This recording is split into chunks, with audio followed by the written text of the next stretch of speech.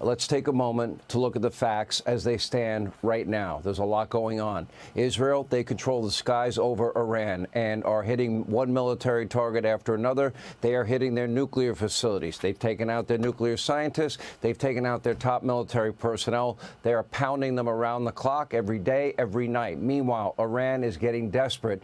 They're launching missiles now at civilian areas in Israel, worse than ever, as today they struck a hospital. Doesn't get any lower than that. But these attacks are weakening. They're getting more disorganized as Israel now is hunting down, eliminating Iran's missile launchers, and they're doing so successfully. Also, indications tonight that Iranians may be running out of missiles and the batteries to launch them. And as Jennifer Griffin just reported, there is a massive U.S. military buildup in the region. American bombers now lining up at Diego Garcia in the Indian Ocean, F-22 stealth fighter jets en route to the Middle East, and numerous other military and naval assets have been in the area for weeks. One thing seems pretty certain tonight, and that is that the Iranian, quote, republic will not have a nuclear program at the end of this conflict, and Israel may or may not need our help taking out Iran's top secret, Fordow nuclear facility deep inside under that mountain. We have the bunker buster bombs that can do it, as we reported, and the Stealth 2 bombers that can drop the massive payload without being detected over the skies in Iran. Every military operation, we always pause. It does have danger. There's always danger when there's any military conflict. Not the first choice, but they are the #1 state sponsor of terror. They have killed Americans. We'll get into more details in a minute. Now, it would be by far the best, most efficient way, meaning the bunker busters, to take out this site, this remaining site at Fordow. But in the end, I suspect it will be gone one way or the other. And tonight, somewhat surprisingly, President Trump is still working on a more peaceful solution. According to reports tonight from the White House, there is a, quote, substantial chance for a diplomatic solution. Now, keep in mind, Iran has zero leverage at this moment. They have, in many ways, already lost the conflict. They have no control of the skies of their own country. And as the president said, unconditional surrender and no weapons moving forward. That's got to be part of any deal, and that deal has to be made expeditiously. While this would be the ideal solution, I'm not exactly sure they even know what the word peace means, and the world knows that the Iranians cannot be trusted. Any signed agreement would need to include the immediate access and dismantlement of their entire nuclear program. Understand, they have no leverage at this moment, and that would include, by the way, the Fordow site, and that has to be led by an American team of scientists, also including anywhere, anyplace, anytime inspections. Anything less than that would frankly be meaningless, and we'd be back to square one. Now, if they agree to the most aggressive conditions, and I would add to that, they got to give up their long-range missiles and any missile that would be in range of any installation that America has in the entire region. I guess if they could do that, their back is against the wall, but I would never trust these radical terrorists and extremists. They are now desperate. They are running out of time. Take a look.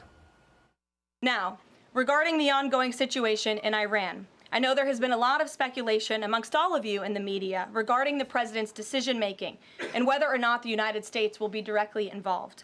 In light of that news, I have a message directly from the president, and I quote, "Based on the fact that there's a substantial chance of negotiations that may or may not take place with Iran in the near future, I will make my decision whether or not to go within the next 2 weeks." That's a quote directly from the president for all of you today. All right, we can interpret within 2 weeks. That could be hours from now. Could be 2 weeks from now. As always, President Trump is not going to forecast the plan to the enemy. So if I were the mullahs of Iran tonight, I would act fast, because here's another simple fact that they need to comprehend and understand very deeply. You can call it the Trump doctrine. You can call it whatever the hell you want.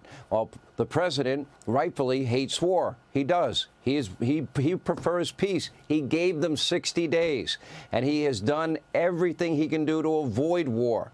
He also has a backbone, and he's no isolationist, and he's proven that in the past. a president who took down ISIS, al-Baghdadi and his associates in his very first year, without getting the United States into one of those long, protracted wars that everybody keeps talking about. It's a president that took out the #1 terrorist of Iran, and that would be General Soleimani, sending a very clear message, again, without any protracted conflict.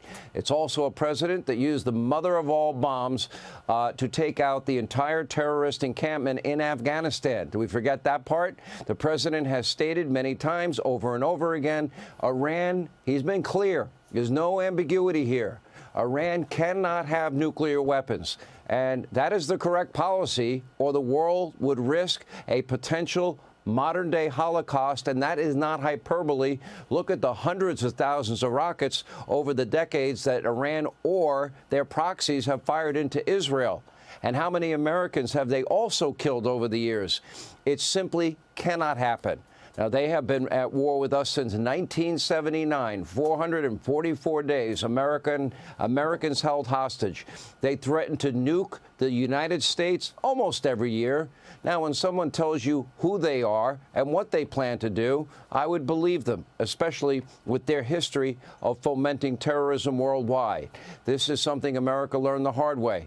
After 9/11, remember the 9/11 Commission report, they were at war with us. We were not at war with them. Put simply, we cannot sleepwalk into a nuclear-armed Iran. The world, America, Israel, the entire region will be held hostage.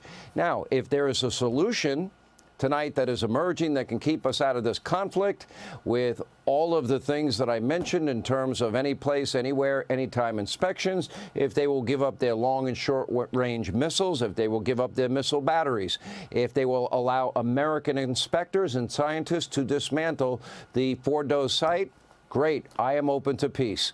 And President Trump is clear. He won't hesitate to act in the end because unlike Obama and unlike Biden, I believe President Trump, through the ways I have mentioned, will always put the interest and security of you, the American people, first. Hey, Sean Hannity here. Hey, click here to subscribe to Fox News YouTube page and catch our hottest interviews and most compelling analysis. You will not get it anywhere else.